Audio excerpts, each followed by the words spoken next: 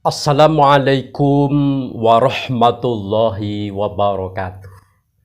Salam sejahtera teruntuk sahabat Kibayushima dimanapun panjenengan berada. Sahabat yang sangat-sangat Kibayu hormati, yang sangat-sangat Kibayu teladani, yang sangat-sangat Kibayu rindukan. Kita ngomong-ngomong ya terkait dengan situasi yang ada di dalam hidup dan kehidupan ini. Untuk hal-hal yang berbau mistis, yang berbau berfastabikul khairat, yang berbau-bau macam-macam lah. Agak lama kita tidak berbincang-bincang ya. Terkadang lebih kepada penelusuran dalam sebuah kejadian atau lebih tepatnya sesuatu yang perlu kita gali. Nah, sahabat, dalam mendapatkan sebuah informasi itu ada kalanya diperoleh dengan cara sistematis, yakni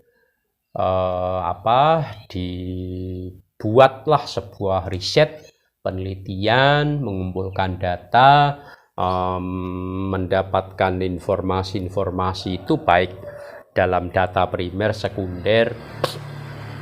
Datanya harus autentik, datanya harus empiris, datanya harus bisa dipertanggungjawabkan, seterusnya dan seterusnya. Namun ada kalanya untuk mendapatkan informasi itu dengan cara mendapatkan dari sebuah dongeng ya. Dongeng itu kalau di Kiroto Boso di paido gak mengengeng, artinya dilokne kaya apa ya ndak akan ada perubahan, namanya dongeng ya. Dongeng itu ada yang berbentuk mitos. Mitos itu kejadian yang agak-agak berbau mistis ya. Tetapi mitos itu dalam sebuah penelitian termasuk dalam sebuah kesimpulan yang sederhana. Dan apabila diteliti secara detail itu sulit ya.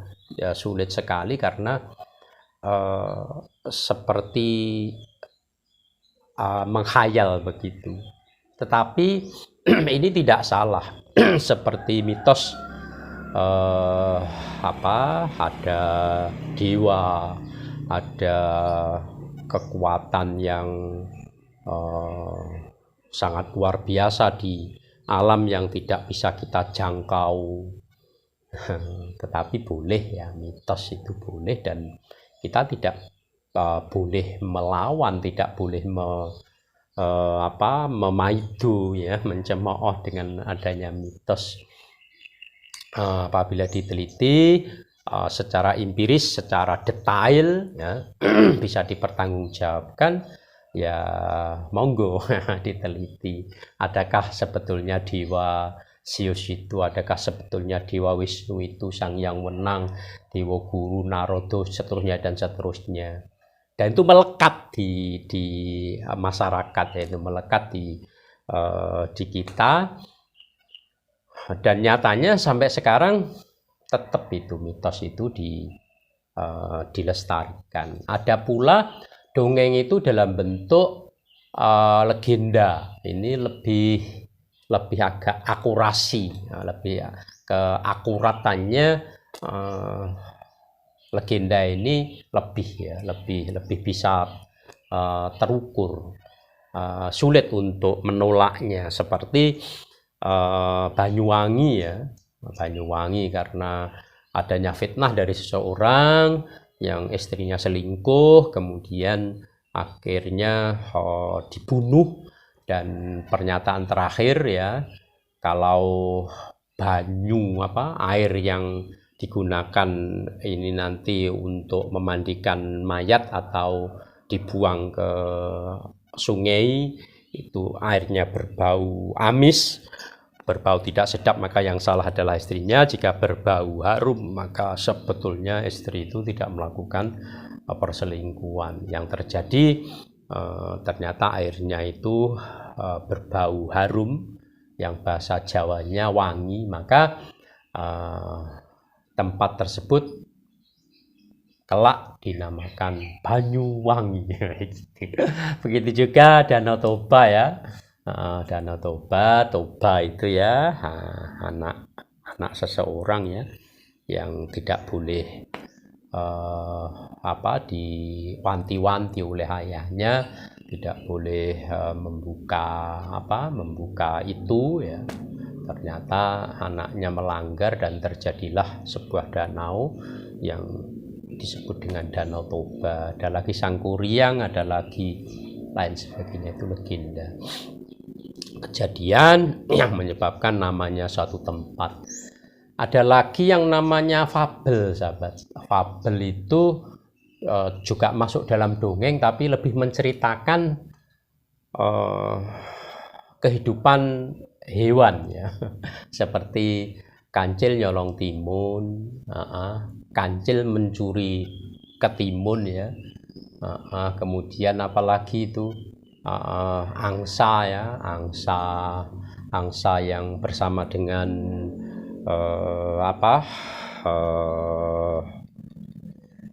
cuyu itu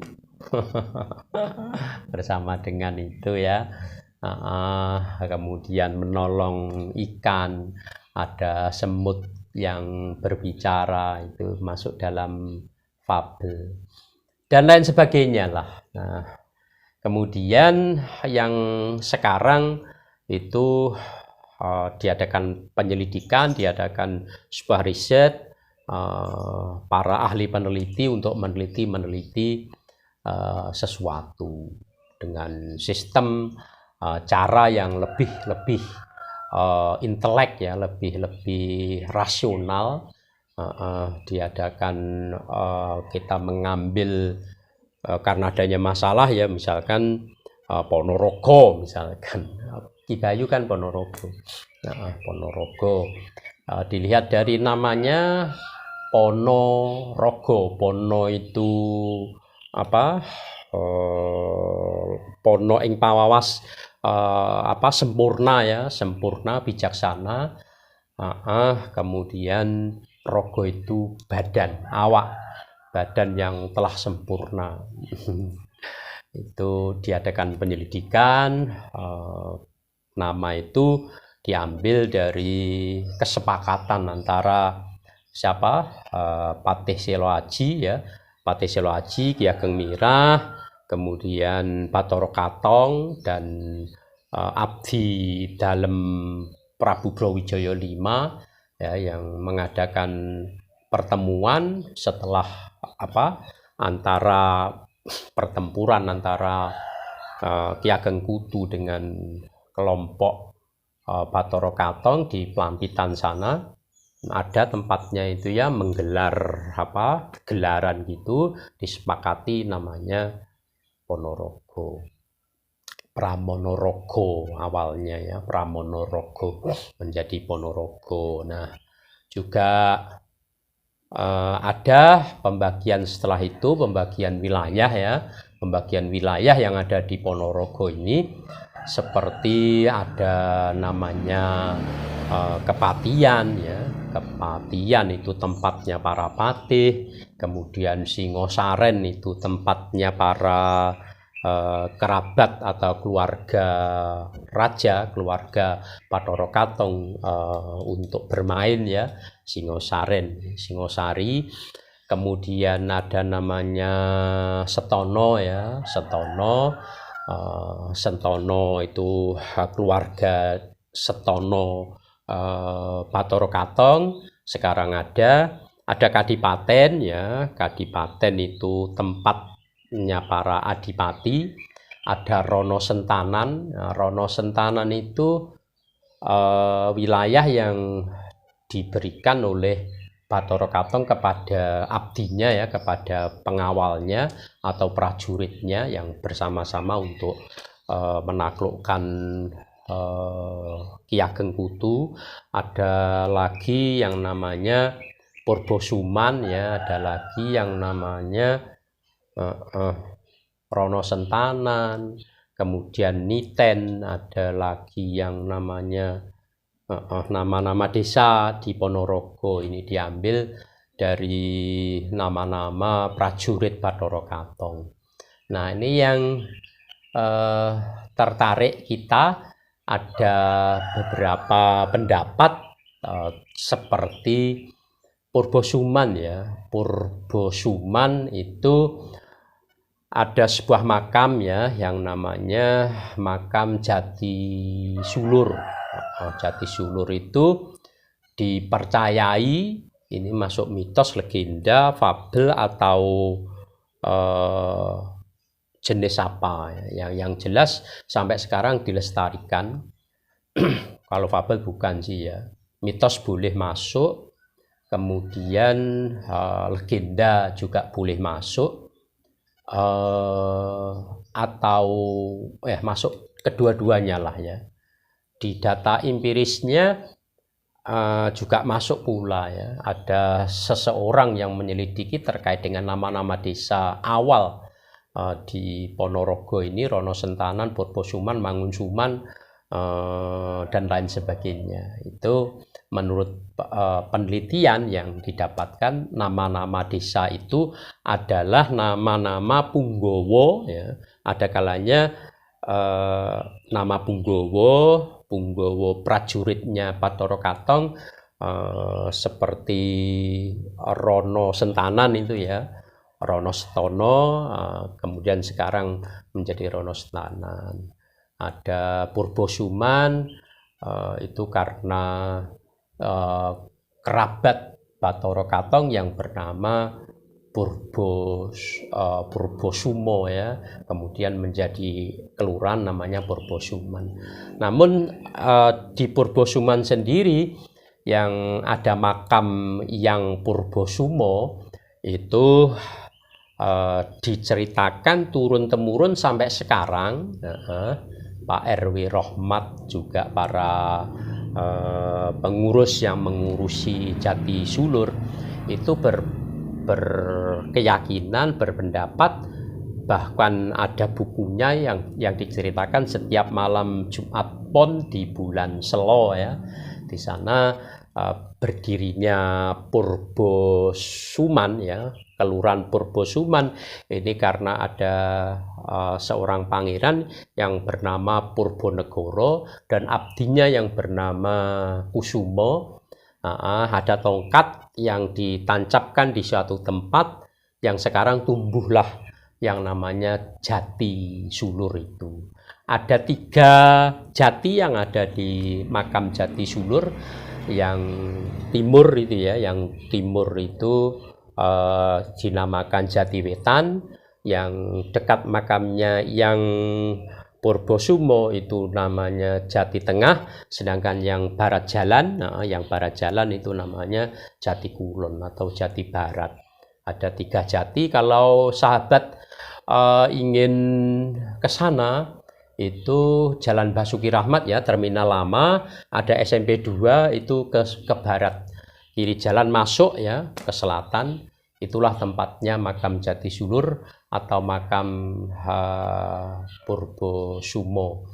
Dalam sejarah yang turun-temurun diceritakan bahwasanya Purbosuman, kelurahan Purbosuman itu mengambil nama dari seorang pangeran yang bernama Purbonegoro ya, dan abdinya yang bernama Ki Sumo yang akhirnya babat di wilayah itu.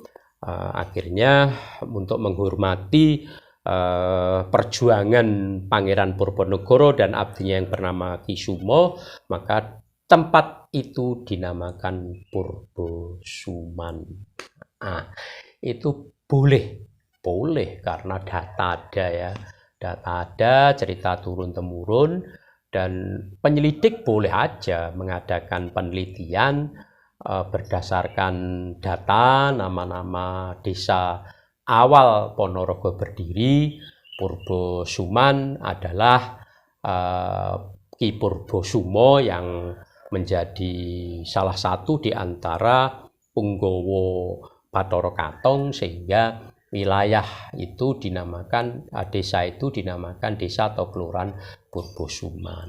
Kita tidak usah terlalu mempermasalahkan. Boleh monggo ya, menyelidiki boleh, mengadakan penelitian monggo, dan kita tidak boleh menciderai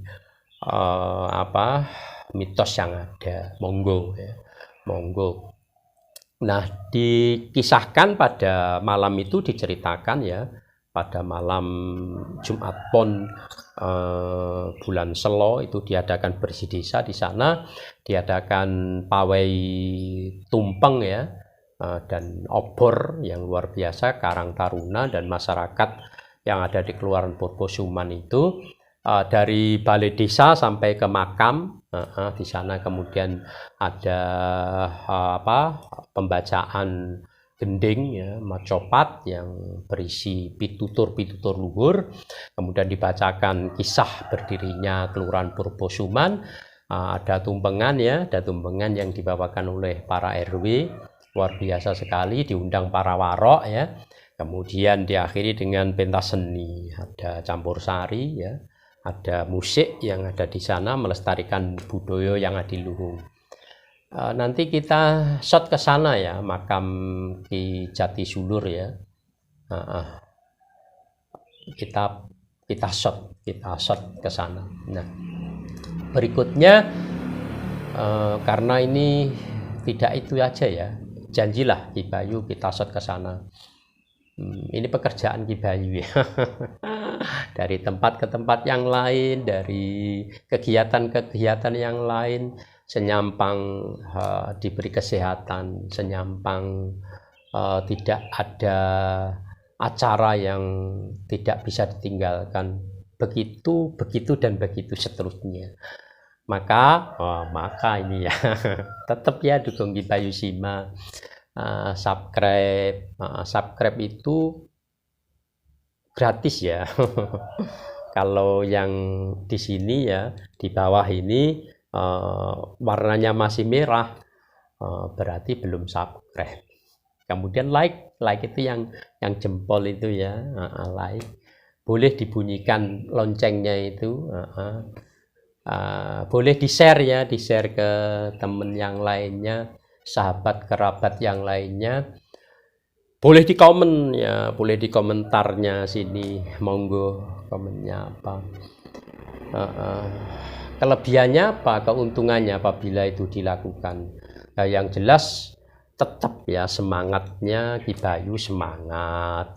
Terus berarti kalau ada tanggapan kan ya ada sebuah semangat ya, semangat mencari dan mencari. Kalau tidak mau ya tidak apa-apa, tetapi maulah ya, itu amal ya, amal jariyah, insya Allah akan dibalas sesuai dengan amal perbuatannya. Ikhlas ya, ikhlas, insya Allah berkah.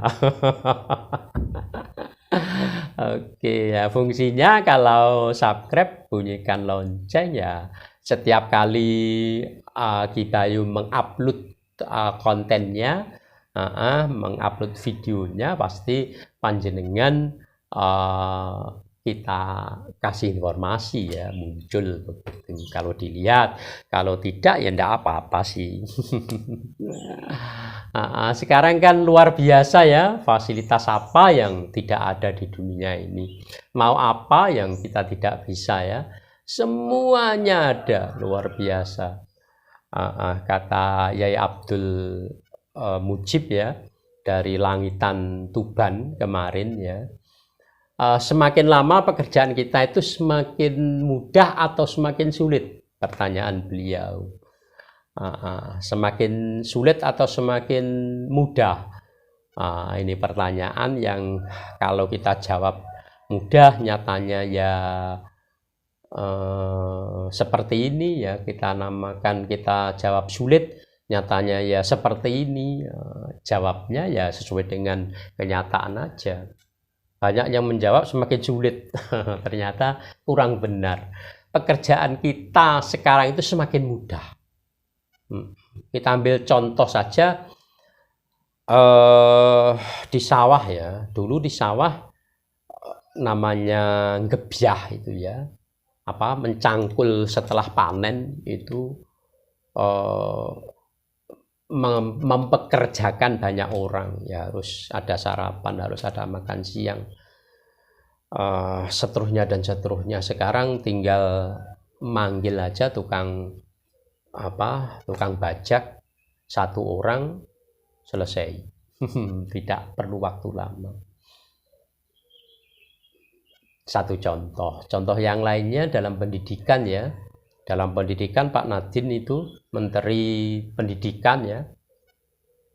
Itu berbagai macam cara beliau lakukan dengan sistem pendidikan apa yang tepat untuk negara kita ini, karena mayoritas jebolan atau alumni dari sebuah pendidikan yang ada di negara kita itu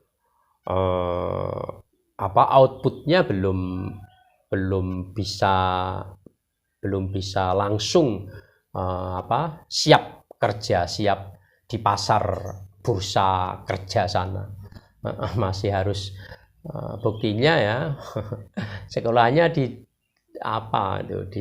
pendidikannya itu ternyata pekerjaan tidak sesuai dengan pendidikannya itu.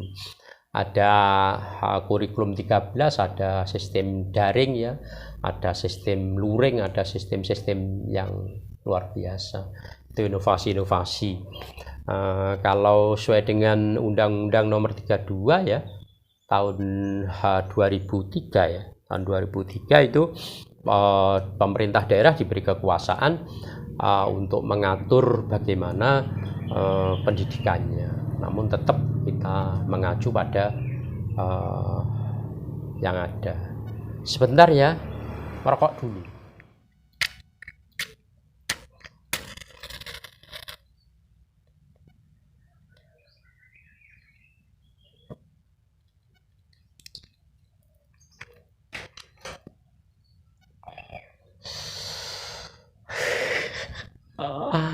Sebetulnya aslinya Ki Bayu itu bukan perokok aslinya, tapi kalau merokok sih ya juga tidak apa-apa, tidak merokok juga tidak apa-apa. Tetapi kalau tidak merokok tidak laki-laki ya. Oke. Nah, kita kembali sampai mana tadi? Sampai model pendidikan di negara kita ya. Dulu Ki Bayu pendidikan dasar, kemudian SMP ya. SMP itu umum ya, tidak agama, umum SMP. Kemudian mengabdi di pondok ya, di pondok, dua pondok yang Ki Bayu abdi ya, di Ringin Agung, Kediri ya, Pare Kediri. Ada Yai Said, ada Kiai Abdul Hadi, ada Yai Khosin ya, ada Yai Awam. Beliau sekarang sudah digantikan oleh putra-putra beliau. Itu kemudian Ki Bayu di Pondok Mambaul Azim ya, di Nganjuk, Tanjung Anom, Kecamatan Tanjung Anom, Kabupaten Nganjuk. Kemudian Boyong ya. Sebetulnya kurang puas ya mondok itu, ya Allah nikmat, liwat ya, ngaji, tidak ada yang memarahi ya, gak enak sing nyeneni gitu maksudnya. Seperti sakarpe dewi ya, turu yo kono, ngaji yo kono. Tapi kalau sekolah itu wajib ya, wajib masuk sekolah. Kalau enggak dioprak-oprak sama pengurusnya ya. Musyawarah, sawir itu juga wajib. Kalau ngaji boleh-boleh saja. Kalau kala itu Ki Bayu sering tidak ngaji ya, karena kitabnya mahal-mahal dan tidak mampu membeli kitab. Kalau mampu harus nyelengi dulu ya, nyelengi dulu, nabung, beli kitab, ngaji. Teman-teman yang lain, teman-teman Ki Bayu seneng ketika khotam, harus mengkaji kitab yang lainnya. Tapi Ki Bayu malah susah. Sudah khotam berarti alamat tidak bisa ikut ngaji lagi. Karena apa? Belum punya kitab. Kemudian pulang Ki Bayu. Pulang, inginnya sih kawin ya. Tapi belum punya modal itu. Ki Bayu pada kala itu 23 ya. 23 pulang, 22 atau 23. Seputaran itulah ya, 20 lebih. Pulang, ternyata Ki Bayu ilmu yang di pondok yang menurut Ki Bayu seperti tidak ada gunanya gitu, loh ternyata banyak gunanya ya. Ki Bayu masuk dalam sebuah organisasi dakwah ya, apa itu kultum, kemudian safari Ramadan, dari tempat ke tempat yang lainnya, dan diundang, akhirnya di luar itu diundang ya, diundang dari tempat ke tempat yang lainnya. Terus Ki Bayu merasa di segi umumnya itu kurang ya. Di segi umumnya kurang, akhirnya Ki Bayu sekolah umum ya, di sebuah lembaga juga setara dengan SMA di Aliyah ya. Sebetulnya udah cukup lah ya. Tinggal mengamalkan dari pondok. Tapi formalnya ya, negara kita kan memandangnya itu formal ya, jasa yopo, sarjana apa begitu. Alhamdulillah selesai. Tapi bersamaan dengan itu tetap ya dakwah Ki Bayu dari tempat ke tempat yang lainnya, ngajar dari tempat satu ke tempat yang lainnya. Nah setelah itu mencoba untuk kuliah ya. Kuliah belum selesai, kuliah lagi ya. Pernah juga di kuliah Ki Bayu di ekonomi, selesai. Lucu sekolahnya di ekonomi, bergelar juga ya sarjana ekonomi. Kurang puas lagi, kuliah lagi Ki Bayu di dakwah ya, dakwah pengembangan masyarakat Islam, selesai gelarnya esas ya. Kuliah lagi, iya, sekolah lagi di magister ya. Udahlah, ini kayak pamer aja, ndaklah, yang jelas terus thalabul ilmi minal lahdi lalahdi, minal mahdi lalahdi ya, terus sampai mati mencari ilmu. Karena apa? Yarfa'illahu alladhina amanu minkum waladhina utul ilma darajat. Wah, dalil ya. Kembali pada model pendidikan yang ada di Indonesia ya, ini terus dikaji. Ganti menteri pengkajian, insya Allah lah ya, semakin tertata, semakin baik. Di dunia ini sebetulnya tidak ada yang paling hebat begitu ya, tidak ada. Paling pinter tidak ada. Pernah Nabi Musa itu ditanya oleh kelompoknya ya, oleh jamaahnya, "Hai Musa, siapakah orang yang terpandai di dunia ini?" Jawab Nabi Musa, "Saya." Saya orang yang paling pandai di dunia ini. Salahkah Musa? Tidak. Tidak. Sombongkah Musa? Tidak. Karena apa? Jawaban Nabi Musa ini untuk menjaga image, ya, untuk menjaga image kepercayaan para jamaahnya, para umatnya, kalau Musa ini memang seorang yang alim, ya. Sehingga kan apa ya? Sapa sing ngomongke itu padha sing diomongke, tapi beda sing ngomongke itu penangkapannya berbeda. Haleh mandak. Sama-sama apa? Sama-sama yang dibicarakan, tapi beda orang yang mengatakan itu, penerimaan tanggapannya sudah berbeda. Nek sing ngomong Pak Lurah, oh nggih Pak Lurah. Nek sing ngomong rakyat biasa, hopo kuwi. Itu karena apa? Karena orang yang berbicara itu beda. Ndak artinya begini artinya, memang harus ya promo identitas itu harus ya. Orangnya ahli luar biasa dalam bidang ruqyah misalkan, dalam bidang pengobatan alternatif, tapi tidak ada promo. Ya siapa orang tahu ya. Oh, Pak Camat berbicara, Pak Lurah berbicara, sama. Monggo-monggo sedaya sami njaga lingkunganipun keranten iki. Musimipun malaria, musimipun nyamuk. Itu yang berbicara Pak Camat, Pak Lurah. Lain dengan yang biasa. Nah, itu di dunia ya. Kalau di akhirat lain lagi ya. Ada cucu itu lebih dulu masuknya surga dibanding dengan kakeknya. Itu meniru Pak Yai Haji Abdul Mujib ya, dari Langitan. Ngefans sekali ini ya, baru ketemu sekali aja sudah ngefans. Ojo kemenyek tadi kakek ya, tadi mbah. Besok neng swarga terkadang kedisian putune baik Keri.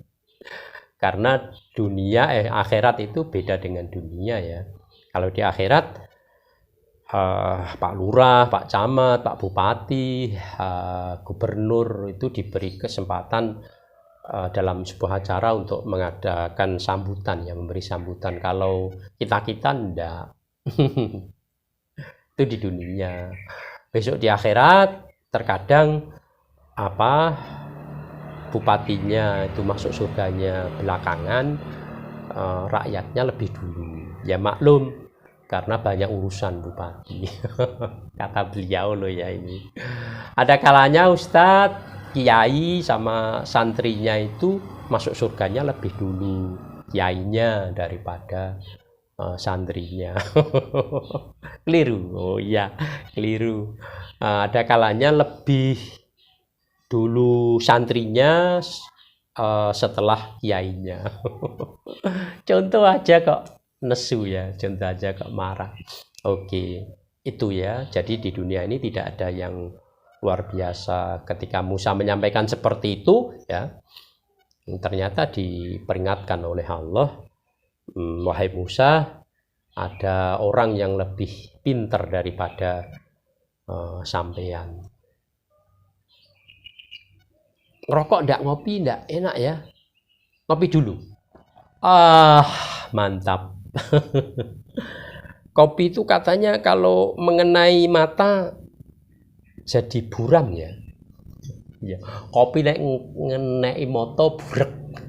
Makanya pakai kacamata. Yo iya sih, wong kopi ngenai moto gitu, burak. Oke, sampai mana tadi ya?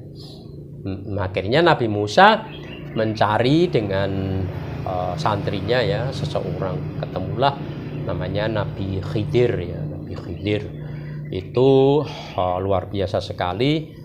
Musa mau berguru kepada Nabi Khidir, tapi ada syaratnya ya. Syaratnya harus taat ya. Kejadian apapun kamu tidak boleh bertanya kalau ingin jadi santriku. Oke, deal MOU ya, jabat tangan, tos.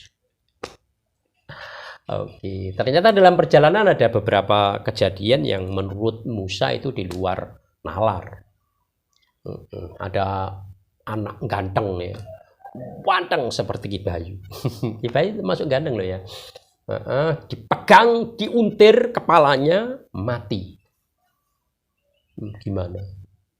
Musa bisa bertahan untuk tidak bertanya? Ya bertanya loh, sampean ya apa sih? Mbah Kidir kok eneng bocah ganteng sampean tugel gulune mati. Ya toh. Tak penging takok malah takok. Nggih, maaf. Dimaafkan. Akhirnya yo melakukan berjalan lagi. Akhirnya di suatu tempat ada beteng ya, ada pagar itu yang doyong. Kemudian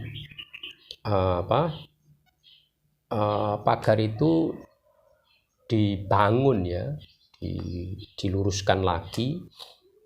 Berhari-hari itu dibangun, ayo dibangun, golek lumpur, ayo ditoto. Ternyata orang yang di desa itu yang pagarnya dibangun itu bakhilnya luar biasa. Tahu bakhil ya? Bakhil itu medit. Anunya dilinting neh. Anunya dilinting neh. Jangan bober itu lo diinget. Nyekel banyu gak kecer. Lawannya orang yang loman ya, orang yang dermawan.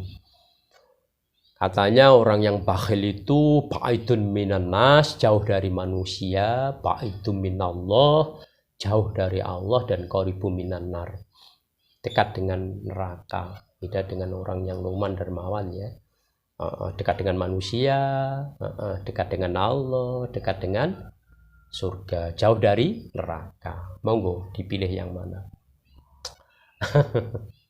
Orang bakhil seperti ini. Penduduknya bakhil kok. Ada pagar yang rusak dibangun. Gimana sih? Loh, tanya lagi toh. Ya Allah, takok bae. Aja takon bae toh. OTW. Ya maaf. Ikut lagi. Sankas takok. Gak oleh sampean dadi muridku. Akhirnya apa? Terakhir menyeberang. Di dalam menyeberang itu naik kapal. Aneh ya. Kapalnya oleh Nabi Khidir itu dirusak kapal. Dirusak bahkan sampai lubang, dan lubangnya itu bisa dimasuki air. Wah, muring Nabi Musa. Sampai iki yo apa?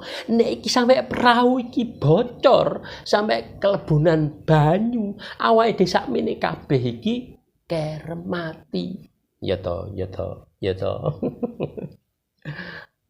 Udah diem. Akhirnya mendekati pantai ya. Mendekati terminalnya ada perampok yang sangat luar biasa. Tidak ada yang berani. Dipilihlah perahu-perahu itu yang baik ya, tidak rusak, dirampas oleh perampok itu. Nah, perahu yang ditumpaki ya, yang digunakan untuk menyeberang Nabi Khidir sama Musa dan orang lain itu tidak diambil ya, tidak dirampas oleh perampok. Nabi Musa mulai terkuak misteri di balik itu semuanya. Oh, ternyata ini Nabi Khidir. Akhirnya yang tadi yang yang beteng didirikan kembali padahal masyarakatnya bakhil itu, ternyata diberitahu di dalam beteng itu ya, nek rise itu ada harta karun milik anak yatim yang nantinya akan digunakan untuk perjuangan. Oh.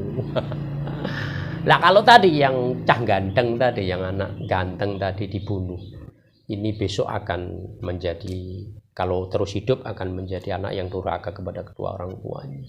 Maka sebelum itu mati aja. Boleh kita seperti itu? Tidak boleh, karena kita bukan Nabi Khidir ya. Indonesia juga banyak para profesor, para doktor, para cerdik cendekiawan. Banyak sekali. Maka kita tidak boleh sombong ya. Apa yang kita sombongkan? Di atas langit ada langit. Di atas kita ada yang lebih luar biasa. Dulu ketika Ki Bayu males sekolah ya, males kuliah itu, menurut Ki Bayu sudah cukup lah. Udah saya nyatanya duduk bersama yang lainnya juga setara. Artinya juga bisa untuk bersama-sama berbicara terkait masalah apapun bisa menurut Ki Bayu kala itu. Klenik bisa, tentang masalah alam dimensi lain bisa, terkait dengan masalah dunia Irak-Iran yang mengapa selalu bertempur, perang dan perang, bagaimana Uni Soviet bisa hancur berantakan, bagaimana Amerika bisa menguasai dunia, bagaimana Cina bisa menyaingi Amerika, bagaimana Eropa bisa maju, mengapa Islam mundur, kalah dengan dunia Barat, mengapa dan seterusnya. Pak Karno kala itu luar biasa di zaman kemerdekaan ya, jenderal besar yang tidak ada duanya. Tetapi 65 yang terjadi Pak Harto yang luar biasa sampai 98 ya, 32 tahun, luar biasa. Pak Harto, jabat tangan dengan Pak Harto itu suatu kehormatan, dipoto, dicetak lebar ya, 12R, di Figura, ditempatkan di ruang tamu. Loh, aku tahu jabat tangan karo Pak Harto. Reformasi terjadi, muncullah Gus Dur. Kalau Gus Dur sampai sekarang tetap luar biasa ya, tetap luar biasa. Meski ada yang mengolok-olok, ada yang seperti Habib Rizik ya, yang mengolok-olok, seperti yang lainnya yang melengsarkan Gus Dur. Itu ternyata dapat karma ya. Dapat karma, becik ketitik Allah ketoro. Ada Megawati ya setelah Gus Dur. Nah, ada ini putri beliau Puan ya, Puan Maharani, ada Rocky Gerung, ada para habaib ya, ada Mbah Gimbal, ada Cak Nun, ada Ustadz siapa itu ya, ada Abdus Somad ya, ada yang lainnya lah, pokoknya di Fadlizon dan lain sebagainya ya. Tetapi kita tidak boleh sombong ya, tidak boleh jumawa, aku pinter dewi, tidak ada ya. Nah, saling mengisi ya, saling take and give ya, memberi dan menerima. Pintermu lo mergopo, mergo lantaran guru kan, simulang sampeyan to, perantaraan. Nabi Muhammad SAW pun juga perantaraan malaikat Jibril mendapatkan wahyu dari Allah, Iqra, bacalah, saya tidak bisa membaca, akhirnya dirangkul oleh malaikat Jibril, diwarai ya, diajari, Iqra bismi rabbikal ladzi khalaq, khalaqal insana min 'alaq, Iqra wa rabbukal akram, ladzi 'allamal insana bil qalam. Sampai ke apal ya, seperti itulah. Artinya kita bisa karena ada perantara para guru kita, para muassis kita, para orang-orang yang memberikan pendidikan kepada kita. Apa yang disombongkannya tidak usah lah ya. Khairukum yang faukum. Nah, sebaik-baik kita adalah orang yang bermanfaat untuk orang lain. Itu moto Ki Bayu dalam beberapa karya ilmiah Ki Bayu ya. Aduh, berapa sih karya ilmiahnya? Itu selalu motonya khairukum yang fa'ukum linnas. Oke, apalagi ya, udah ya, udah cukup lama, nanti jadi bosan ya. Perjalanan masih panjang sekali, masih banyak tempat-tempat yang harus kita up informasi-informasi positif untuk para sahabat Ki Bayu Shima dimanapun panjenengan berada. Yuk, seperti janji Ki Bayu Shima ya, yakni untuk shot Jati Sulur, makam yang Purbo Suman, Kelurahan Purbo Suman. Tetap semangat, mohon maaf jika salah kata ada salah kata ya. Al-insanu ma'lul khata wa nisyan ya. Al-insanu mahalul khoto'i wa nisyan. Manusia itu tempatnya salah dan lupa. Ayo rangkulan bersama, tetap semangat. NKRI milik kita, Pancasila Jaya. Yang satunya apa? NKRI harga mati. Yuk kita telusuri Jati Sulur.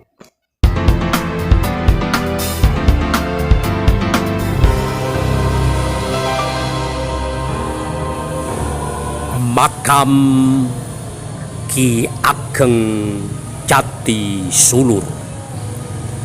Sahabat, makam ini terletak di Kelurahan Purbo Suman, masuk dalam wilayah Kecamatan Ponorogo, Kabupaten Ponorogo.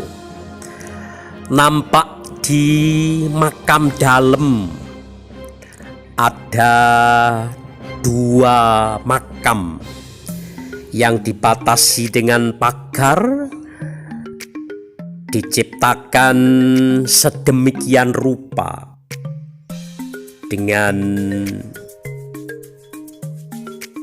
batasan pagar ini bisa menjadikan sebuah tempat untuk uzlah yang sangat-sangat nyaman, bertawasul, berkirim doa kepada sang empunya yang Purbo Negoro dengan abdi kinasih beliau yakni Ki Sumo.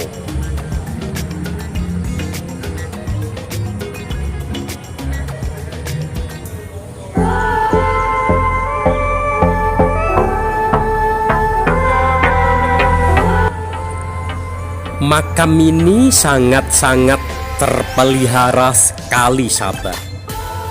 Juru kunci yang menyediakan informasi terkait dengan keberadaan makam Jati Sulur dengan nomor telepon dan nomor WA dipampang di pagar depan, menunjukkan welcome-nya kepada siapapun yang punya hajat untuk bersilaturahim, bersiarah di makam yang Purbo Kusumo.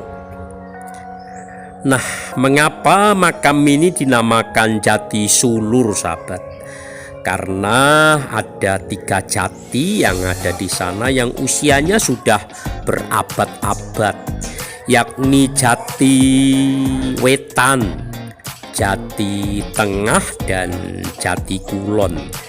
Yang nampak ini adalah Jati Tengah yang diyakini merupakan tongkat Pangeran Purbo yang ditancapkan di sana, dan tumbuhlah sebuah pohon jati yang siapapun tidak berani mengusik keberadaannya. Nah, sahabat Ki Bayu Shima dimanapun panjenengan berada, semakin asik ya. Nah, ini jalan yang membelah antara makam sebelah selatan dan sebelah utara. Kita menuju ke Jati Wetan. Usianya tidak jauh berbeda dengan jati yang di tengah. Nampak pula di sana ada makam umum ya, ditandai dengan beberapa nama yang dikebumikan di sana. Ada sang saka bendera merah putih menunggui makam, menandakan seorang pahlawan ya. Nampak luas di sana dengan aturan yang harus ditaati oleh para masyarakat yang mengebumikan sanak keluarganya yang ada di sana. Nah ini Jati Wetan sahabat. Banyak sulur-sulur yang bergelantungan di sana sehingga dinamakan Jati Sulur. Di sebelah timur Jati Wetan ini ada makam yang panjangnya 1, 2, 3, 4 meteran ya, 4 meter panjangnya. Dan ini satu-satunya makam yang termasuk anomali ya, makam yang aneh, makam yang tidak sama dengan yang lainnya atau gharaibul adah. Ini juga disinyalir ya, ini ya aturannya. Juga salah satu yang babat di Purbosuman, salah satu tetua yang juga ikut mengambil bagian dari perjuangan babatnya Kelurahan Purbosuman. Aturan-aturan yang harus ditaati bagi para masyarakat yang membangun makom, masyarakat yang. Terima kasih atas kebersamaannya sahabat. Sampai jumpa tentunya di berikutnya. Tetap dukung Ki Bayu Sima.